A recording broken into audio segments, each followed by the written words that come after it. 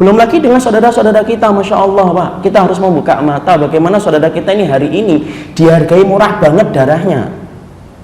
Kita ngelihat di Suriah hari ini tuh ratusan orang meninggal dunia meregang nyawa setiap harinya. Seakan-akan darah orang yang beriman itu murah banget. Padahal kemudian darah orang yang beriman itu ketika satu tumpah tanpa hak, itu mengguncangkan arasnya Allah, saking kemudian beratnya masalah itu di hadapan Allah.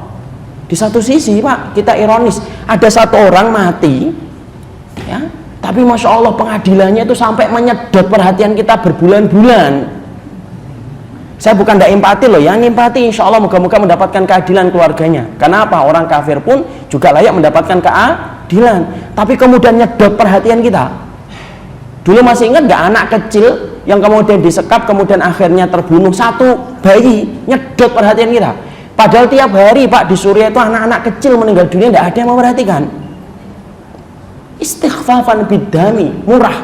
Bahkan kemudian para ahlul ilmi mengatakan bahkan yang dihargai lebih murah itu apa? Orang-orang yang beriman harganya lebih murah ya. Makanya saya kemarin ketika memberikan bantuan ke perbatasan, saya tanya kepada para ikhwan-ikhwan yang mengambil bantuan, roti yang kita berikan, box-box yang kita kasihkan, saya tanya bagaimana keadaan hari ini. Oh jauh lebih parah Ustaz daripada 4 tahun yang lalu ketika antum di sini. Hari ini namanya serangan udara, itu tidak memandang waktu dan tidak memandang hari, tidak siang, tidak malam. Kalau dulu 4 tahun yang lalu ketika kita melaksanakan tugas kemanusiaan, itu paling di waktu siang, sore selesai serangan itu, balik itu pesawat Bashar Assad. Karena memang untuk meluncurkan satu rudal itu kan harganya mahal banget. Berapa harganya? Nah juga nggak tahu, tapi yang jelas mahal.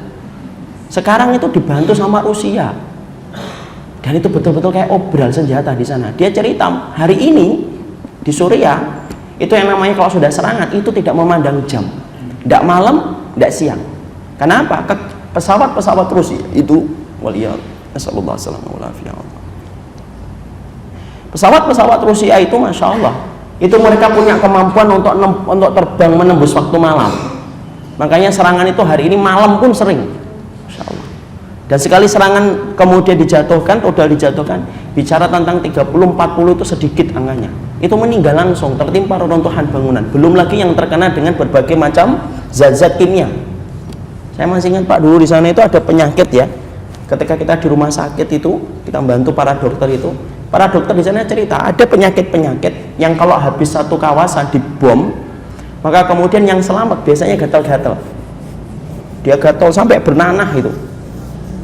Itu gatalnya walaupun sudah bernanah itu tidak habis-habis. Jadi sampai kemudian harus dibalut kenceng sampai kemudian garukin dari atas.